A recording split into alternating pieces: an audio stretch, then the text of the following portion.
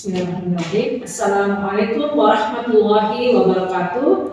Selamat pagi Bapak Ibu penilai sertifikasi dosen gelombang 1 tahun 2025. Perkenalkan saya Hidiana, salah satu dosen prodi Pendidikan Guru Pendidikan Anak Usia Dini di Universitas Muhammadiyah Bogoraya. Video ini dibuat untuk melengkapi persyaratan pengajuan dosen sertifikasi gelombang 1 tahun 2025. Yaitu pernyataan dosen diri, dosen dalam unjuk kerja tridharma perguruan tinggi dalam bidang pengajaran. Pada kesempatan kali ini, mata kuliah yang saya ampu sebagai contoh dalam video pembelajaran adalah mata kuliah inti atau khusus dan dasar dalam program studi pendidikan guru pendidikan anak usia dini, yaitu konsep dasar anak usia dini. Mata kuliah ini terdiri dari 2 SKS, 1 SKS teori, 1 SKS observasi di lembaga PAUD.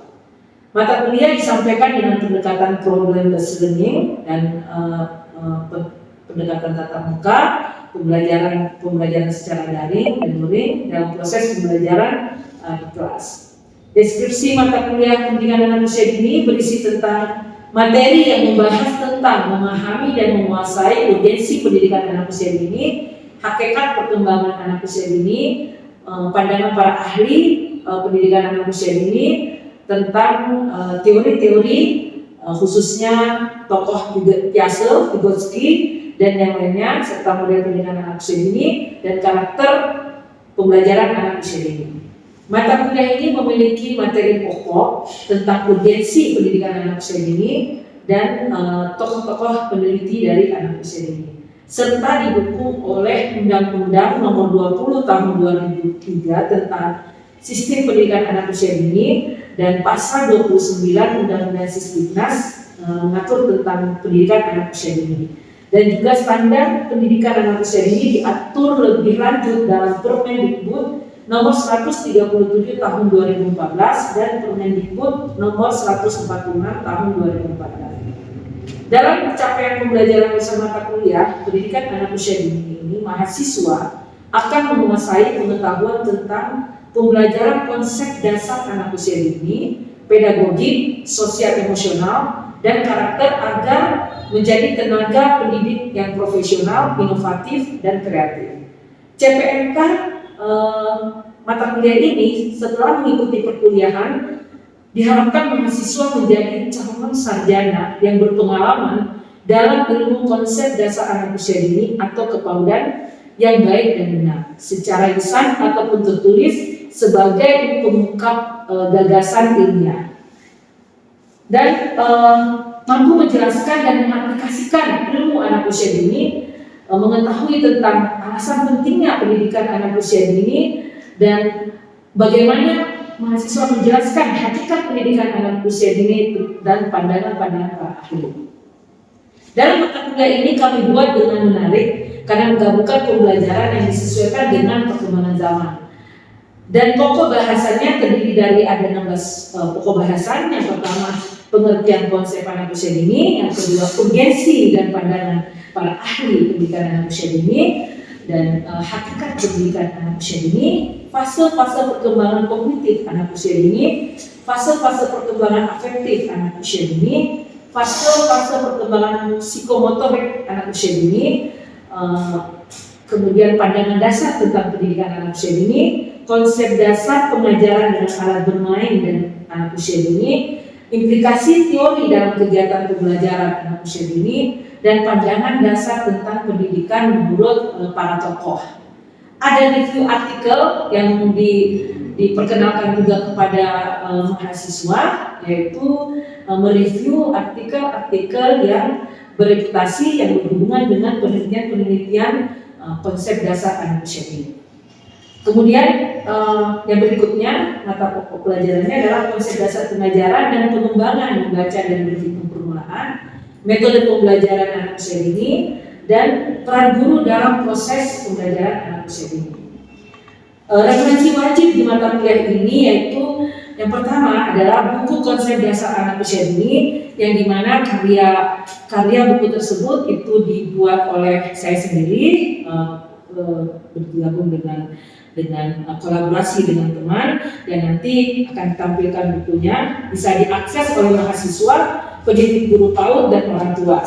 Kemudian referensi wajibnya lagi itu adalah BERT 2018 Child Development, kemudian Braden Basic Concept in Early Childhood Education Standard, Braden Camp Developmentally Appropriate Practice in Early Childhood, kemudian Gordon Beginning Essential in Early Childhood Education, Harlow Developmental Psychology, dan Isabel Creativity and the Arts with Young Children, kemudian dari Kementerian Pendidikan dan Usia Dini tahun 2014, Papalia Human Development, Piaget The Development of Thought, Equilibration of Cognitive Structure, Sandro Child Development, Vygotsky Mind and Social, dan Wolford Education Psychology, Wharton Assessment in Early Childhood Education, dan Zina Handbook of Infant Mental Health.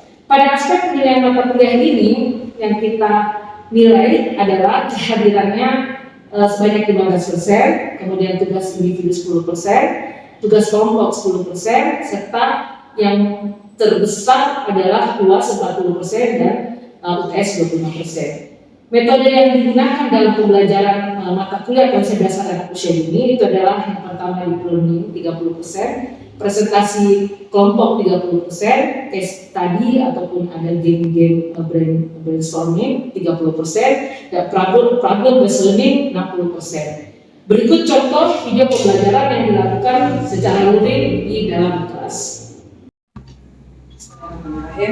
Assalamualaikum warahmatullahi wabarakatuh. Waalaikumsalam warahmatullahi wabarakatuh. Perkenalkan, saya Bu Hijana akan mengampu mata kuliah konsep dasar anak usia dini dalam program pendidikan guru, pendidikan anak usia dini, dan juga SKS-nya ada 2.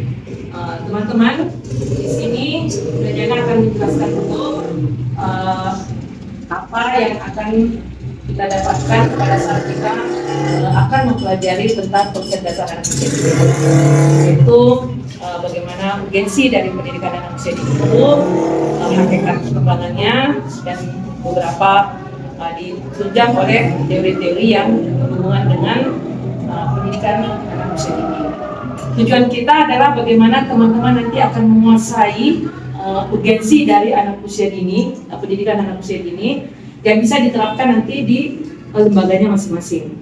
Kemudian materi yang harus teman-teman pahami bahwa didukung oleh Undang-Undang 2020 tahun 2003, kemudian tentang beberapa tokoh yang berhubungan dengan anak usia dini, dan hakikat serta urgensi dari anak usia dini.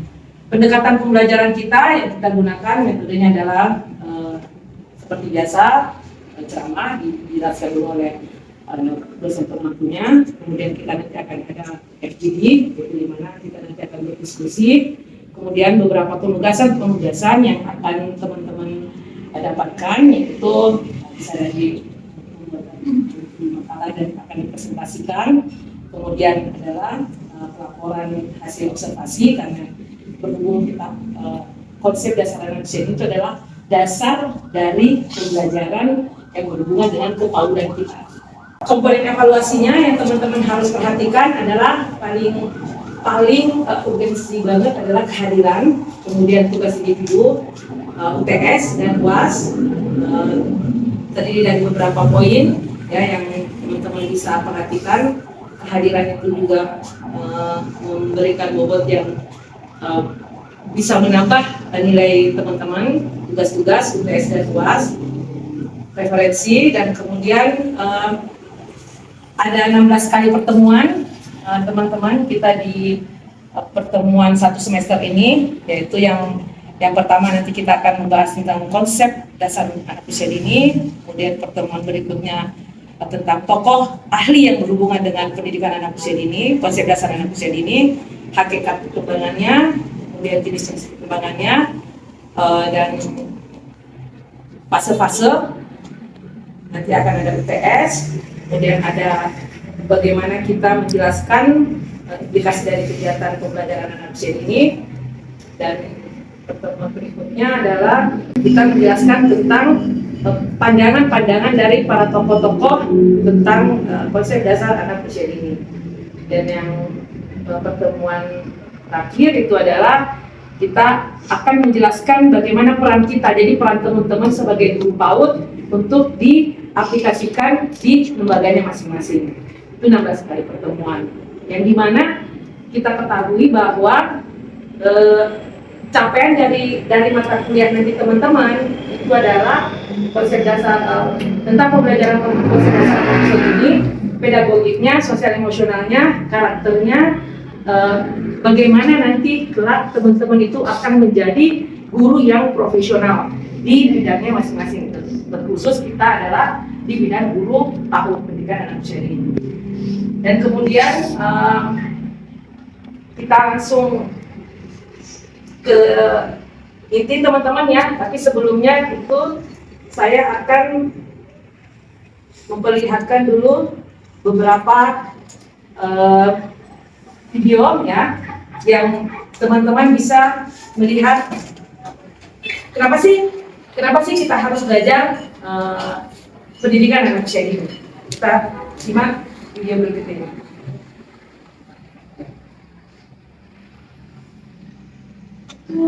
Looks like rain again today.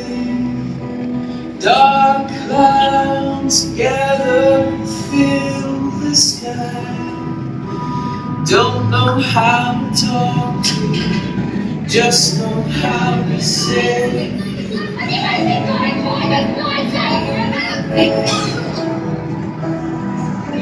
Go back where you came from.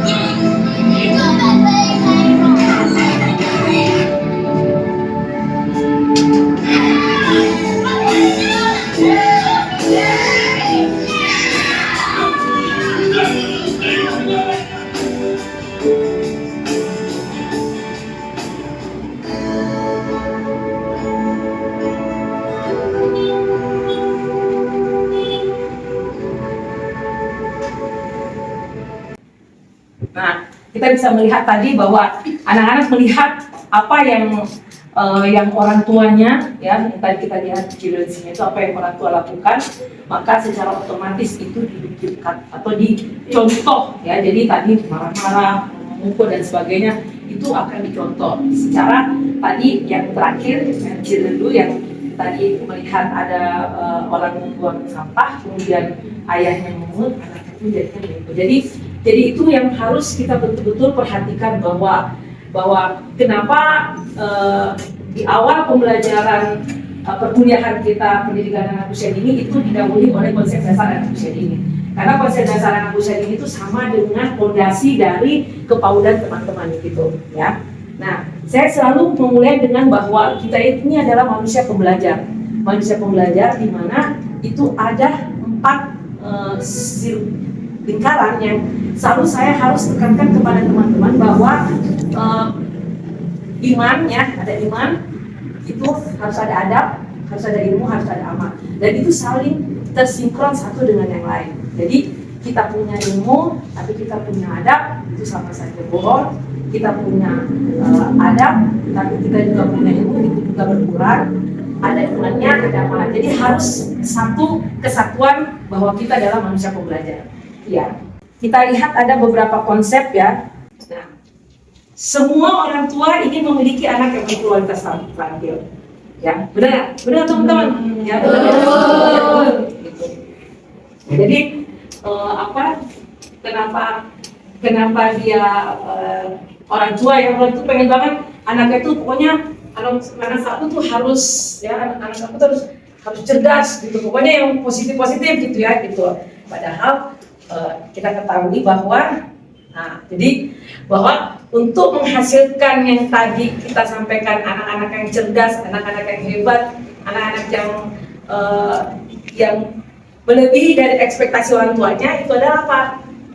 Dalam perjalanan mendidik anak ya dan mengasuh banyak sekali kerikil dan belajar. Jadi maksudnya kita tidak bisa cuma anaknya pengen menjadi anak yang hebat, anak yang cerdas, terus kita cuma jawabnya mau atau iya, tapi kita harus tahu bahwa untuk mendapatkan sesuatu itu harus butuh perjuangan. Nah, itulah kembali lagi didasarkan adalah fondasi dari konsep dasar anak usia dini itu sangat penting untuk kita nantinya akan mengaplikasikan ke lembaga kita atau bisa juga ke anak kita, keponakan kita atau di lingkungan masyarakat kita. Nah, ini jadi kalau misalnya ada teman-teman nih yang memahami gitu, kenapa sih teman-teman itu butuh atau penting untuk mempelajari konsep dasar anak usia dini? Coba siapa yang bisa langsung volunteer satu orang gitu menyampaikan kenapa kita penting untuk belajar tentang anak usia dini? Untuk mengetahui jadi untuk mengetahui karena anak usia dini itu kan harus benar-benar dari masa-masa itu ya Bunda ya. Jadi pentingnya kita belajar tentang konsep dasar anak usia dini supaya anak itu benar-benar terarah dari sejak dininya. Baik, ada lagi satu yang bisa satu lagi biar bisa ada Dewi bisa. Kenapa kita penting belajar tentang konsep dasar? Karena kita yang akan membentuk karakter anak itu ketika di sekolah ataupun di lingkungan sekitar kita. Ya, jadi setiap dari jawaban Ana dan jawaban Dewi itu adalah tidak ada yang salah ya. Kalau kita belajar itu tidak ada yang salah. Jadi pendapat itu insya Allah semuanya benar gitu loh. Karena apa? Karena kenapa kita penting tentang mempelajari yang namanya konsep dasar anak usia dini? Karena ini. Nah, karena apa? Karena setiap manusia itu, setiap makhluk ciptaan Allah itu adalah unik ya, gitu. Jadi yang harus dikenali apa? Dipahami serta ditangani sesuai dengan kebutuhannya masing-masing. Jadi kenapa? Lagi-lagi saya akan memulai kenapa kita harus belajar konsep dasar anak usia dini sehingga teman-teman yang sebagai guru anak usia dini itu akan paham jika awal tahun seperti kayak kita ini awal tahun pembelajaran ketemu anak-anaknya yang dengan berbagai macam karakter, yang nangis, yang tantrum, yang ngambek, yang apa itu tidak stres gitu. Kan ada beberapa guru itu kan kalau tahun ajaran baru pasti langsung stres gitu kan. Tidak. Makanya alhamdulillah dengan kita belajar ini, maka kita akan tahu bagaimana cara penanganannya. Pada saat kita mempelajari konsep dasar anak usia dini, ternyata bahwa makhluk ciptaan Allah ini semuanya itu adalah unik. Jadi bukan orang dewasanya ya, jadi dari anak-anaknya gitu. Jadi sehingga pada saat kita sudah memahami itu, maka kita akan berdamai dengan kondisi yang ada di lembaga kita atau yang misalnya yang kita hadapi, anak-anak yang kita hadapi. Oke ya. Nah, berikutnya itu adalah ada beberapa masa. Ya, ada beberapa masa di mana ada masa peka, ada masa egosentris, masa meniru, masa berkelompok, masa bereksplorasi, masa maka dan rasa ingin tahu. Yang kita ambil adalah ini dulu yang pertama, ya, rasa ingin tahu. Jadi anak usia dini itu bukan dari 0 ya, bukan dari 0 sampai 8 tahun kalau UNICEF itu 8 kalau kita kan 6 tuh sampai 6 tahun, tapi semestinya anak usia dini itu sampai 8 tahun teman-teman ya, itu perlu diketahui. Nah, kenapa dikatakan anak usia dini dari usia 3 sampai 4 itu rasa ingin tahunya tinggi? Karena ya memang di usia-usia tersebut itu pasti akan bertanya terus. Nah, kan ada yang sudah punya anak kan sini kan? Punya anak usia dini, berasa nggak waktu pada saat dia masih usia kalau ada kan yang cepet jadi ada yang 2 tahun itu udah nanya, udah bisa bercakap-cakap gitu, nanya 2, 3 atau 4 tahun gitu bertanya terus. Ini kenapa Bu? Ya kan misalnya ini bola, iya bola bentuknya lingkaran. Kenapa lingkaran? Nah, itu kan pasti nanti kita pada saat nanya dia nanya terus sampai akhirnya bukan anaknya yang anaknya yang bosan, biasanya orang tuanya yang nggak sanggup lagi jawabnya. Nah, mengakalinya adalah semestinya kalau kita bertemu dengan anak-anak kita yang seperti demikian, maka secara otomatis kita mengangkatnya itu bukan tidak tahu bukan, tetapi nanti kita akan mencari buku. Jadi istilahnya sambil mengedukasi anak-anak bahwa pada saat kita tidak terpecahkan pertanyaan yang kita ingin ketahui, maka mari kita mencari buku sama-sama dan kita buka apa pertanyaan kamu di situ, kemudian nanti akan ada jawabannya, ya. Nah, kemudian kita lihat lagi, ini yang sering terjadi kepada guru-guru di lembaga PAUD, dimanapun berada, gitu, dimanapun berada. Ya, dimanapun berada. Berharapnya sih sudah tahun yang ini ya, tahun yang sekarang ini, di masa-masa yang sudah semakin maju, mudah-mudahan sudah berkurang prosentasinya ya, yang lembaga yang mengutamakan caristung. Ya, tidak ada larangan untuk membaca tulis itu, tetapi yang ada adalah menggegas. Menggegas itu adalah apa? Tidak disesuaikan dengan standar tingkat pencapaian perkembangan anaknya. Ya, gitu. Jadi untuk akademik itu kita kesampingkan karena kita akan mendahulukan yang ini. Jadi yang harus kita utamakan adalah apa kalau untuk anak usia dini? Itu adalah peminatan. Jadi bagaimana dia anak tersebut masing-masing kan punya karakter ya. Tadi di awal kita sudah membahas tentang keunikan ya. Jadi masing-masing punya karakter dan punya keunikan gitu. Jadi kita nggak bisa memberikan label untuk semua anak yang ada dalam ruangan ini itu harus pintar. Harus pintar matematika misalnya gitu, atau harus pintar membaca. Maksudnya di saat ini di momen ini gitu harus pintar, enggak. Karena di setiap anak ini kalau kita sudah bernafas bahwa Allah sudah menciptakan bahwa kita diciptakan dengan unik ya, anak-anak juga itu adalah unik ya, anak-anak itu semua istimewa gitu, maka kita akan memahami anak-anak itu bahwa untuk anak yang satu ternyata dia mempunyai dominannya adalah lebih ke mendengar audiovisual, yang satu dengan kinestetik, ya sukanya gerak-gerak gitu ya kan, yang satu sukanya kognitif, pokoknya dia yang berhubungan dengan pengetahuan itu dan sebagainya itu bisa. Nah, tetapi untuk anak usia dini, nah gitu ya, harus diketahui teman-teman, untuk anak usia dini, walaupun ada dominan paling tertinggi itu adalah tadi salah satu contoh yang Bunda Jana berikan, tetap kita sebagai guru PAUD, ya, guru PAUD, pendidik PAUD, itu tetap 6 aspek perkembangan itu harus tetap distimulasi. Apa 6 aspek perkembangan? Yang pertama apa?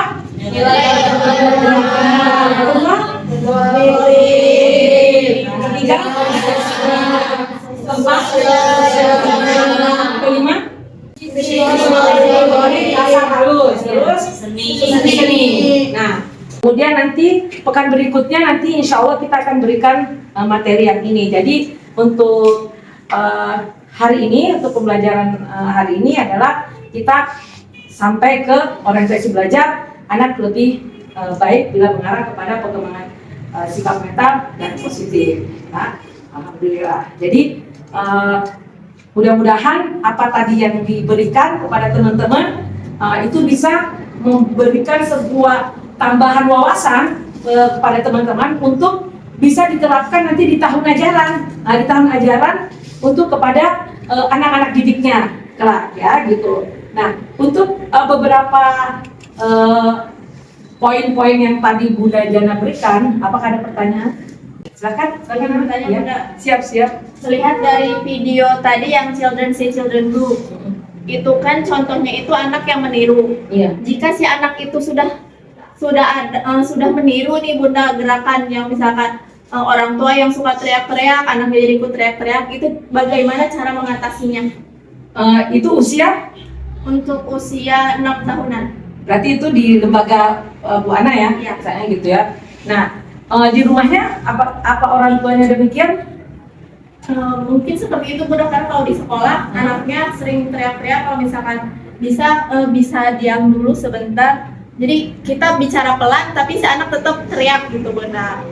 Jadi cara mengatasi anak yang sudah karakternya jadi children see children do itu, jadi mungkin melihat dari lingkungan rumah ke bawah ke sekolah itu bagaimana untuk mengatasi si anak tersebut gitu. Ya, pertanyaan yang bagus ya teman-teman, untuk mewakili pasti sama ada. Karena kita di setiap lembaga itu pasti selalu dikasih amanah anak seperti demikian gitu. Terkhusus juga di lembaga Budajana yang udah 20 tahun ya, lembaga PAUD itu bermacam-macam. Setiap tahunnya itu anak-anak istilahnya anak-anak ada seperti demikian sikapnya gitu. Nah, kami kalau misalnya di awal tahun masuk ke sepekan kemudian atau sebulan pembelajaran itu, biasanya kalau kami bertemu dengan anak yang kasusnya seperti Bu Ana tadi, itu adalah karena kami ada konsep karakter di lembaga Budajana ya, ada ya konsep karakter yang dimana pada saat kita memulai pembelajaran itu ada membaca ikrar. Membaca ikrar, di mana ikrar itu salah satunya itu adalah kita menjadi pendengar yang baik. Nah, gitu. Jadi kalau kita menjadi pendengar yang baik, secara otomatis itu kan dia nggak bakal mungkin teriak ya, benar gitu ya. Dan kalau misalnya dia menginginkan sesuatu, dia harus angkat tangan dan minta izin. Nah, itu. Memang untuk proses seperti demikian yang sudah di rumahnya melihat seperti demikian, seperti contoh yang tadi ya, Bu Ana memberikan pertanyaannya, itu tidak semudah itu, tidak hari itu juga memang bisa selesai teman-teman, tidak. Jadi yang berbicara terhadap karakter, perilaku, ya misalnya itu tidak bisa kita sepekan, 2 pekan itu langsung beres, tidak bisa. Jadi harus berproses. Yang pasti anak yang teriak-teriak tadi, karena kan pasti dia akan kumpul sama peernya, masa kumpul sama teman-temannya ya. Nah, guru harus, namanya guru ya, digugu dan ditiru.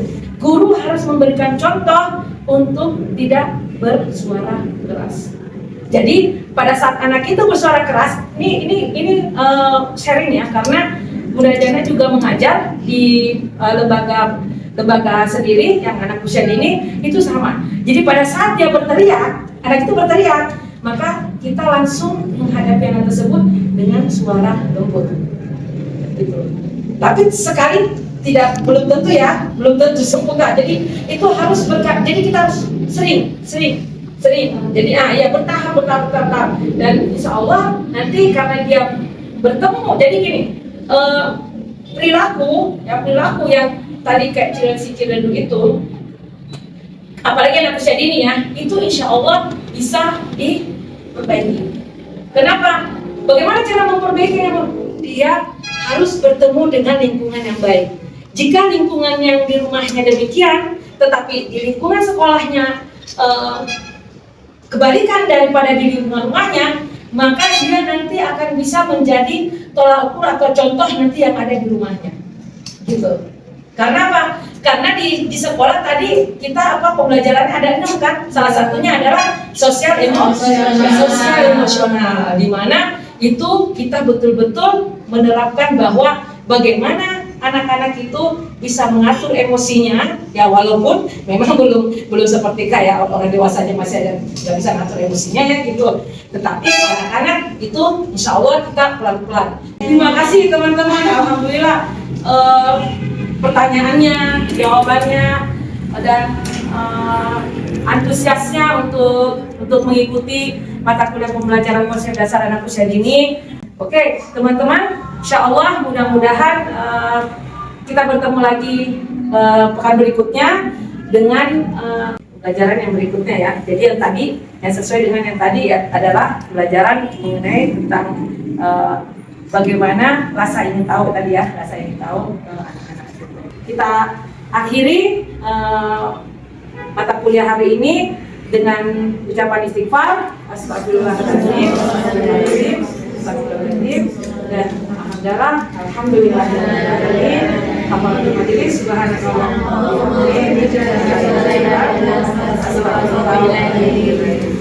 kasih teman-teman, jazakumullah khairan. Wassalamualaikum warahmatullahi wabarakatuh. Waalaikumsalam.